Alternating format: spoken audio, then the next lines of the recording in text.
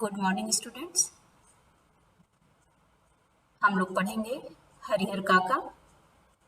संचयन का पहला पाठ है और जिसके लेखक हैं मिथिलेश्वर जी। हमने इसके 2 वीडियो आपको भेजे हैं।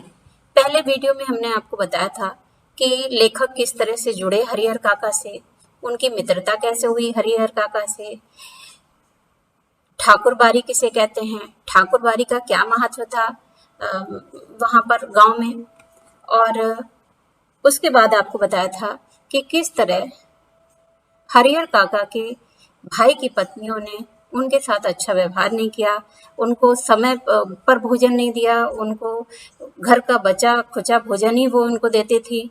तो सबसे मोह भंग हुआ हरिहर काका का, और महंत जी उस समय वहां पर उनके घर में थे। उन्होंने जब ये स्थिति देखी तो वो हरिहर काका को अपने साथ ठाकुरबारी ले गए। उनकी योजना दूसरी थी। वो चाहते थे कि किसी तरह हरिहर काका की जो 15 बीघा जमीन है वो हम ले लें और इनको मूर्ख बना करके फिर वापस छोड़ देंगे। हरिहर काका से किसी का स्नेह और प्यार नहीं था। तो वो उनका ब्रेन वॉश कर रहे थे, उनको बता रहे थे, बता रहे थे कि कैसे ईश्वर का मार्ग प्राप्त करने के लिए उनको अपनी जमीन ठाकुरबारी को दान में दे देनी चाहिए। तो अब हम स्टार्ट करते हैं उसके आगे की कहानी।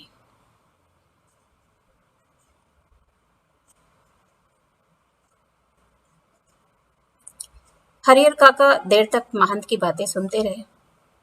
महंत जी समझा रहे थे उनको कि जमीन हमारे नाम ठाकुरबारी के नाम कर दो, और भगवान के नाम कर दी तो तुम्हारा ये लोग और परलोक दोनों सुधर जाएगा।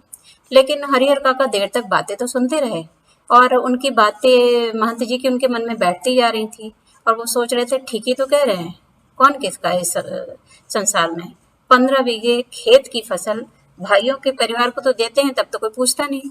अगर कुछ ना दे तो क्या हालत होगी, अगर हमारे पास ये जमीन ना होती तो हमारी क्या हालत होती। अभी तो ये स्थिति घर में हमारी है कि हमको रूखा सूखा मिलता है, सबके खाने के बाद मिलता है। उनके जीवन में तो यह स्थिति है, मरने के बाद उन्हें कौन देगा। सीधे सीधे उनके खेत हड़प जाएंगे, ठाकुर जी के नाम लिख देंगे तो पुश्तों तक लोग उन्हें याद करेंगे। अर्थात जो महंत जी समझा रहे थे हरिहर काका को, उसका प्रभाव हरिहर काका पर पड़ने लगा, और उन्होंने क्या सोचा, अंतिम समय तो ये पुण्य कमा लें, अब तो हम अकेले हैं, ये पुण्य कमा लें और ये जमीन जायदाद कहाँ लिख दें, ठाकुरबारी के नाम। लेकिन ये सोचते हुए हरिहर काका का मुंह नहीं खुल रहा था, वो कुछ बोल नहीं रहे थे, बिल्कुल शांत थे, मौन थे। भाई का परिवार तो अपना ही होता है। अब तो दुविधा में फंसा हुआ उनका भाई कि भाई का परिवार तो अपना ही होता है, उनको ना देकर ठाकुरबारी में दे देना उनके साथ धोखा और विश्वासघात होगा। अपने परिवार के साथ मैं विश्वासघात करूंगा, धोखा करूंगा यदि मैं ठाकुरबारी में सारी जमीन दे देता हूं तो। अपनी बात समाप्त कर महंत जी प्रतिक्रिया जानने के लिए हरिहर काका की ओर देखने लगे। जब पूरी तरह से समझा चुके हरिहर काका तो महंत जी हरिहर काका को, तो वो अपने ये जानना चाह रहे थे कि मेरी बातों का क्या प्रभाव पड़ा हरिहर पर। तो उनके चेहरे की ओर देखने लगे। उन्होंने मुंह से कुछ नहीं कहा, लेकिन उनके चेहरे के बदलते परिवर्तित भाव, उनके चेहरे पर जो भाव आ जा रहे थे, उनको देखकर महंत जी की अनुभवी आंखों ने ये महसूस कर लिया कि मैंने जो कहा है उसका असर इन पर होने लगा है। अपनी सफलता पर महंत जी को बहुत खुशी हुई। उन्होंने सही जगह पर वार किया। इसके बाद उसी वक्त ठाकुरबारी के 2 सेवकों को बुलाकर आदेश दिया कि एक साफ सुथरे कमरे में पलंग पर बिस्तर लगाकर इनके आराम का इंतजाम करो। फिर तो महंत जी के कहने में जितना समय लगा उससे कम समय में ही सेवकों ने हरिहर काका के मना करने के बावजूद उन्हें एक सुंदर कमरे में पलंग पर जा लिटाया। और महंत जी उन्होंने पुजारी जी को ये समझा दिया कि हरिहर के लिए विशेष रूप से जो भोजन की व्यवस्था की जाए। हरिहर काका को महंत जी एक विशेष उद्देश्य से ले गए थे, इसीलिए ठाकुरबारी में चहल पहल शुरू हो गई। विशेष उद्देश्य हम आपको पहले ही स्पष्ट कर चुके हैं, क्या उद्देश्य था उन लोगों का। इधर शाम को हरिहर काका के भाई जब खलिहान से लौटे तब उन्हें इस दुर्घटना का पता चला कि घर में क्या घटना घट गई है। पहले तो उन्होंने अपनी पत्नियों को खूब डांटा, उन पर खूब बरसे। फिर एक जगह बैठकर वो चिंतामग्न हो गए कि अब क्या करा जाए। हालांकि गांव के किसी व्यक्ति ने भी उनसे कुछ कहा नहीं था, महंत जी ने हरिहर काका को क्या क्या समझाया इसकी जानकारी भी उन्हें नहीं थी, लेकिन इसके बावजूद उनका मन शंका से ग्रस्त हो गया कि कुछ ना कुछ तो घटने वाला, बेचैन भी हो गया, व्याकुल हो गए वो लोग। दरअसल बहुत सारी बातें ऐसी होती हैं जिनकी जानकारी, बहुत सारी घटनाएं ऐसी होती हैं, बहुत सारे तथ्य ऐसे होते हैं जिनको जोड़ करके हम आगे होने वाली घटनाओं को अपने आप अपने दिमाग में बना लेते हैं कि हाँ ये घटना घट सकती है। तो शाम गहराते गहराते जब काफी शाम हो गई, रात होने को आई, तो हरिहर काका के तीनों भाई ठाकुरबाड़ी पहुंचे। उन्होंने हरिहर काका को वापस घर चलने के लिए कहा। इससे पहले कि हरिहर काका कुछ कहते, महंत जी बीच में आ गए। महंत जी ने क्या बोला, आज हरिहर को यही रहने दो, बीमारी से उठा है, इसका मन अशांत है, ईश्वर के दरबार में रहेगा तो शांति मिलेगी। लेकिन उनके भाई उन्हें घर ले चलने की जिद करने लगे। भाई आए थे, भाई उनको लेने के लिए आए थे, वो जिद कर रहे थे कि हमको हरिहर काका को घर लेकर जाना है। इस पर ठाकुरबाड़ी के साधु संत उन्हें समझाने लगे। वहां उपस्थित गांव के लोगों ने भी कहा कि एक रात ठाकुरबाड़ी में रह जाएंगे तो क्या हो जाएगा। अंततः भाइयों को निराश होकर वहां से लौटना पड़ा। अर्थात महंत जी ने एक तरह से कवर कर रखा था हरिहर काका को, और महंत जी ने कहा कि एक रात यहीं पर रह जाएंगे तो कोई दिक्कत नहीं है, और भाइयों को वहां से निराश होकर के लौटना पड़ा। रात में हरिहर काका को भोग लगाने के लिए जो मिष्ठान, मिठाई और व्यंजन मिले, वैसे उन्होंने कभी खाए नहीं थे, उनकी ऐसी सेवा किसी ने की नहीं थी। क्या क्या था व्यंजन में, घी टपकते मालपुए, रस बुनिया, लड्डू, छेने की तरकारी, दही, खीर। पुजारी जी ने स्वयं अपने हाथों से खाना परोसा था। परम सुख मिल रहा था इस समय हरिहर काका को। पास में कौन बैठा था, महंत जी बैठे थे। अब सोचिए, पुजारी जी खाना परस रहे हैं, महंत जी बैठे हुए उनसे धर्म चर्चा कर रहे हैं, धर्म पर उपदेश दे रहे हैं अपना। तो उससे उनके मन को शांति मिल रही थी। एक ही रात में ठाकुरबाड़ी में जो हरिहर काका ने सुख, शांति और संतोष पाया, वो अपने जीवन में उन्होंने अभी तक नहीं प्राप्त किया था। बहुत संतुष्ट हो गए वो वहां पर। इधर तीनों भाई रात भर सो नहीं सके। उनके मन में भावी भविष्य में होने वाली आशंका थी। उनके मन को मत्ती रही, परेशान करती रही, और 15 बीघे जमीन उनकी आंखों के सामने नाचती रही कि अब क्या होगा। इस गांव की उपजाऊ जमीन है, 2 लाख से अधिक की संपत्ति उस समय की बात है, जिस समय के ये लघु उपन्यास लेखक ने लिखा था। तो उस समय 2 लाख की करीब जमीन थी, संपत्ति थी। अगर हाथ से निकल गई तो फिर कहीं के ना रहेंगे। अगर ठाकुरबाड़ी के नाम लिख दी तो फिर कोई महत्व नहीं रह जाएगा उसका, सब बेकार हो जाएगा। हम लोग का इतने दिनों का जो सेवा उनकी करी सब बेकार हो जाएगी, व्यर्थ हो जाएगी, जमीन हमारे हाथ से निकल जाएगी। तो तीनों भाई ने क्या किया, सुबह तड़के ही बिल्कुल प्रातःकाल तीनों भाई पुनः ठाकुरबाड़ी पहुंचे। हरिहर काका के पांव पकड़कर रोए, अपनी पत्नियों की गलती के लिए माफी मांगी और उन्हें सजा देने की बात कही। साथ ही खून के रिश्ते की माया फैलाई। सब अपनी अपनी माया फैलाने में प्रवीण है। तो हरिहर काका का दिल पसीज गया, अपने भाई बंधुओं पर उनका दिल आ गया और वो पुनः वापस घर लौट आए। लेकिन ये क्या, अब देखिए क्या परिवर्तन हो गया घर में। इस बार अपने घर में जो बदलाव उन्होंने लक्ष्य किया, जो देखा उन्होंने, उसने उन्हें सुखद आश्चर्य में डाल दिया। क्या क्या परिवर्तन आ गया घर में। घर के सब लोग उनका मान सम्मान करने लगे, सिर आंखों पर उठाने लगे। भाइयों की पत्नियों ने उनके पैर पर माथा रखकर गलती के लिए क्षमा याचना की। फिर उनकी आवभगत और जो खातिर हुई, जो स्वागत सत्कार हुआ, वैसी खातिर किसी के यहाँ मेहमान आने पर भी नहीं होती होगी। उनकी रुचि और इच्छा के मुताबिक दोनों समय नाश्ता और खाना तैयार। 5 महिलाएं उनकी सेवा में लगातार लगी रहती। 5 महिलाएं कौन थी, 3 तो उनके भाइयों की पत्नियां थी और 2 उन भाइयों की बहुएं थी, बेटियों की पत्नियां थी। हरिहर काका आराम से पड़े रहते दालान में। जिस किसी चीज की इच्छा होती आवाज लगाते, सामान हाजिर।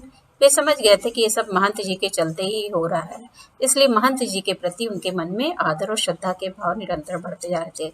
वे महंत जी के चलते ये परिवर्तन क्यों आया। यदि महंत जी उनको ना ले गए होते अपने घर और उनके भाइयों को ये महसूस ना हो गया होता कि 15 बीघा जमीन हाथ से निकल जाएगी, तो शायद कभी वो हरिहर काका को ये मान सम्मान, ये आदर कभी मिलता ही नहीं, ये भोजन स्वागत सत्कार कभी नहीं मिलता। इसलिए वो हमेशा हरिहर काका महंत जी के प्रति श्रद्धा से झुके रहते। अब उनके मन में उनके लिए बहुत श्रद्धा थी, क्योंकि अपने घर में जो परिवर्तन उनको मिला वो किसके कारण मिल रहा था?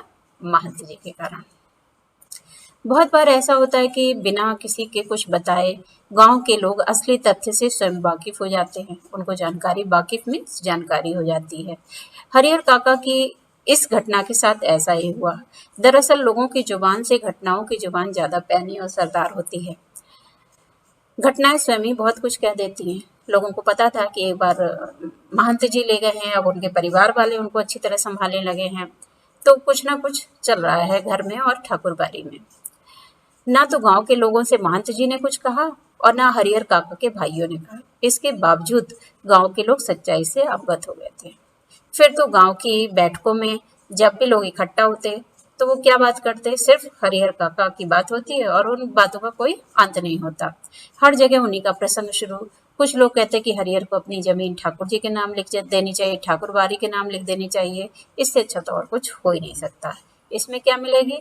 कीर्ति, यश मिलेगा और हमेशा बनी रहेगी, अचल हमेशा बनी रहेगी। इसके विपरीत कुछ लोगों की ये मान्यता थी कि भाई का परिवार तो अपना ही होता, अपना खून है, अपनी जायदाद उन्हें ना देना उनके साथ अन्याय करना होगा, खून के रिश्ते के बीच दीवार बनानी होगी। जितने मुंह उतनी बातें। ऐसा जबरदस्त मसला उस गांव में पहले कभी नहीं हुआ था। इस तरह की घटनाएं कभी नहीं घटी थी। इसलिए लोग मौन होना नहीं चाहते थे, खूब अपने अपने विचार प्रकट कर रहे थे, अपने अपने तरीके से समाधान भी ढूंढ रहे थे कि किसको क्या करना चाहिए, और प्रतीक्षा कर रहे थे कि कुछ घटित हो, कुछ घटना ऐसी घटित हो। मनोरंजन ही चाहता है दूसरे लोग, तो दूसरी पार्टी मनोरंजन ही, और वो जानना चाह रहे थे कि अब आगे आगे क्या होने वाला है। हालांकि इसी क्रम में बातें गर्माहट भरी भी होने लगी। लोग प्रत्यक्ष और परोक्ष रूप से सामने और पीठ पीछे दो वर्गों में बंटने लगे, दो भागों में विभाजित होने लगे। कई बैठकों में जब भी लोग इकट्ठा होते थे तो दोनों वर्गों के बीच आपस में तू तू मैं भी होने लगी, आपस में भिड़ जाते थे। जमीन हरिहर काका की, उधर महंत जी लगे थे, उधर उनका परिवार लगा था। लेकिन गांव में जो दो गुट बन गए थे वो आपस में ही, एक जो इस पक्ष में था कि ठाकुर बारी के नाम जमीन लिख देनी चाहिए, दूसरा पक्ष ये सोचता था कि उन्हें अपने परिवार को जमीन देनी चाहिए। तो उनका कुछ लेना देना नहीं था इन दो वर्गों का, लेकिन बात करते करते ही वो आपस में भिड़ जाते थे, लड़ जाते थे। फिर क्या हुआ? अब वो लोग, एक वर्ग जो ठाकुरबारी के नाम जमीन लिखवाना चाहता था, वो ये सोचता था कि अगर ठाकुरबारी के नाम हरिहर काका जमीन लिख देते हैं तो ये ठाकुरबारी पूरे राज्य में इसका मुकाबला कोई नहीं कर सकेगा, इतना बड़ा विस्तृत एरिया इसका हो जाएगा, क्षेत्र हो जाएगा। इस वर्ग के लोग धार्मिक संस्कारों के लोग हैं, साथ ही किसी ना किसी रूप से ठाकुरबारी से जुड़े हुए थे, जो ये चाहते थे कि ठाकुरबारी के नाम जमीन हो जानी चाहिए। असल में सुबह शाम जब ठाकुर जी को भोग लगाया जाता तब साधु संतों के साथ गांव के कुछ पेटू और चटोर किस्म के लोग, जो भोजन के लालची थे, अच्छा भोजन जिनको चाहिए था, वो कहाँ पहुंच जाते थे? प्रसाद पाने के लिए वहां जुट जाते थे ठाकुरबारी में। ये लोग इसी वर्ग के हिमायती थे, ये सोचते थे कि ठाकुरबारी के नाम जमीन लिख जानी चाहिए। दूसरे वर्ग में गांव के प्रगतिशील विचारों वाले, आगे बढ़ने वाले विचारों वाले लोग थे और किसान प्रवृत्ति के लोग थे। तो वो ये चाहते थे कि जिनके यहाँ हरिहर जैसे औरत मर्द पल रहे हैं, गांव का वातावरण तनावपूर्ण हो गया था, तो लोग क्या करने लगे? कुछ घटित होने की प्रतीक्षा करने लगे कि कुछ ना कुछ घटना घटने वाली है। इधर भावी आशंकाओं को मद्देनजर रखते हुए हरिहर काका के भाई उनसे निवेदन करने लगे। उन्हें ये हो रहा था कि कुछ ना कुछ अगर घटना घटी तो वो चाहते थे कि हरिहर काका जमीन उनके नाम लिख दें, उनके भाई चाहते थे। उनके सिवाय उनका है ही कौन? इस विषय पर हरिहर काका ने एकांत में मुझसे, अर्थात लेखक मिथिलेश्वर जी से काफी देर तक बात की। अंततः वो इस निष्कर्ष पर पहुंचे कि जीते जी अपनी जायदाद का स्वामी किसी और को बनाना ठीक नहीं होगा, चाहे वो अपना भाई हो या मंदिर का महंत क्यों ना हो। हमें अपने गांव के इलाके के वे कुछ लोग याद आए जिन लोगों के साथ इस तरह की घटनाएं घटी थी कि लोगों ने अपनी जमीन जायदाद दूसरे के नाम लिख दी थी। फिर उनका क्या हश्र हुआ, वो लोग उनको याद आते थे। तो उनको वो लोग याद आए जिनको कोई पूछने वाला नहीं रहा था। हरिहर काका बिल्कुल अनपढ़ व्यक्ति हैं, फिर भी इस बदलाव को उन्होंने समझ लिया और निश्चय किया था कि जीते जी किसी को अपनी जमीन नहीं लिखेंगे। और अपने भाइयों को समझा दिया कि मर जाऊंगा तो अपने आप मेरी जमीन तुम्हें मिल जाएगी। जमीन लेकर तो जाऊंगा नहीं, कोई नहीं जाता अपने साथ अपनी संपत्ति को लेकर के, इसलिए लिखवाने की क्या जरूरत है। तो आज तक के वीडियो में इतना ही कि किस तरह दो गुट बन गए गांव में, और एक ठाकुरबाड़ी के पक्ष में था और एक उनके भाइयों के पक्ष में। उनके भाई चाहते थे कि जमीन लिख दें हरिहर काका तो सारी समस्या ही खत्म हो जाए, लेकिन हरिहर काका का कहना था कि मैं मरूंगा तो जमीन तुम्हें ही मिलेगी, इसमें जमीन अपने नाम लिखवाने की क्या आवश्यकता। आगे की कहानी हम लोग नेक्स्ट वीडियो में पढ़ेंगे।